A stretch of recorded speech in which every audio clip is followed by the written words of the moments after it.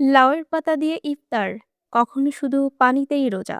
নাটোরে এক অসহায় পরিবারের মানবেতর জীবন। বিস্তারিত থাকছে জামাল উদ্দিনের প্রতিবেদনে।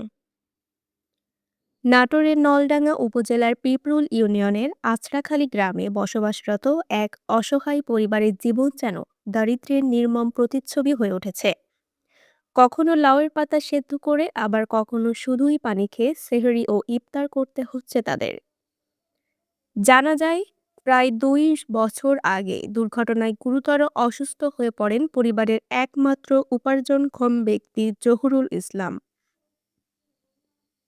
এরপর থেকেই তার স্ত্রী সেলিনা বেগমের কাঁধে নেমে আসে সংসারের পুরো দায়িত্ব। কিন্তু কোনো স্থায়ী আয়ের উৎস না থাকায় পরিবারটি পড়ে যায় চরম দুর্দশায়। পরিবারে রয়েছে ২ জন প্রতিবন্ধী মেয়ে, ২ বছরের একটি শিশু সন্তান, অসুস্থ স্বামী ও বৃদ্ধ শাশুড়ি। মোট ৬ সদস্যের এই পরিবার বর্তমানে অর্থাহার অনাহারে দিন কাটাচ্ছে। জরাজীর্ণ একটি ঝুপড়ি ঘরে বসবাস করা এই পরিবারের কাছে ঈদের নতুন কাপড় কেনা এখন শুধুই স্বপ্ন। সরেজমিনে দেখা যায়, অভাবের তাড়নায় অনেক সময় শুধু পানি খেয়েই রোজা রাখছেন তারা। কখনো বা শাকপাতা আর সামান্য ভাতই তাদের একমাত্র ভরসা। লাউয়ের পাতা সেদ্ধ করে ইফতার করার সময় মায়ের পাশে বসে থাকে তার অসহায় ২ প্রতিবন্ধী কন্যা, যা যে কারো হৃদয়কে নাড়া দেওয়ার মতো দৃশ্য। সেলিনা বেগম বলেন, সন্তানরা ভালো খাবার চায়, কিন্তু আমার সেই সামর্থ্য নেই।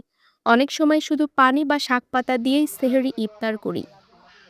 আমাদের দেখার এখন আর কেউ নেই। এলাকাবাসী জানান, দীর্ঘদিন ধরে পরিবারটি মানবেতর জীবনযাপন করছে। বৃষ্টি হলে ঘরে পানি পড়ে, রোদে শুকাতে হয় ভিজে কাপড়।